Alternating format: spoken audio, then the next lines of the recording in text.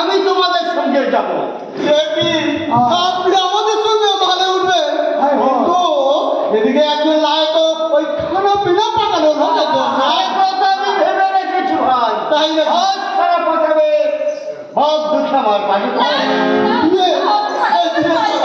সে কি কথা? ওরা সারাদিন পরিশ্রম করে আসার পর একটু দুটো খানা পিনার দরকার আছে। তাই বলছি বাপ, এতদিন ধরে তোর এই চা ছাড়া হবে খারাপ পাঠিয়েছে, তুই তো দেখেছিস।